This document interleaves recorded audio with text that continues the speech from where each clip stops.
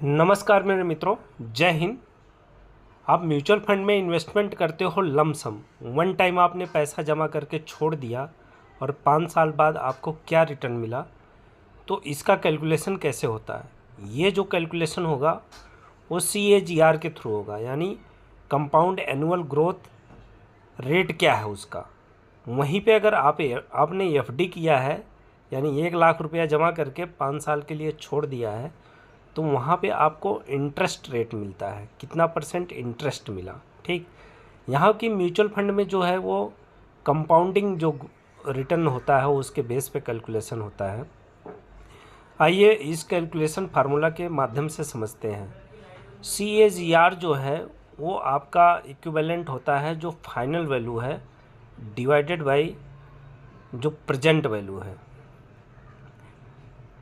वहाँ पे आपका जो है फाइनल वैल्यू मीन्स जो फ्यूचर वैल्यू है।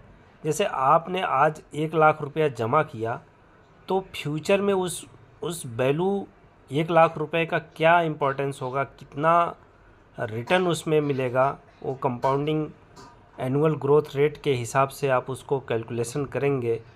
तो ये फार्मूला यहाँ पे दिया गया है, आप देख सकते हैं। FP जो है वो फ्यूचर वैल्यू है, PV जो है वो प्रेजेंट वैल्यू है, जबकि N time period in years, 1 साल के लिए या 10 साल के लिए या 5 साल के लिए कितने समय के लिए आपने किया है, ये उसका दर्शाता है। आइए इस एग्जाम्पल के माध्यम से हम समझते हैं कि CGR का रिटर्न कैसे कैलकुलेट करता है। If you have an initial investment of 1 lakh in A business, it constitute the PV if the total investment has flown to 10 lakh यानी FV value after 5 year। the CAGR means invested value आपका वो 1 लाख है, वो PV value है, और FP value जो है यानी फाइनल वैल्यू फ्यूचर वैल्यू वो जो है 10 लाख है आफ्टर 5 ईयर।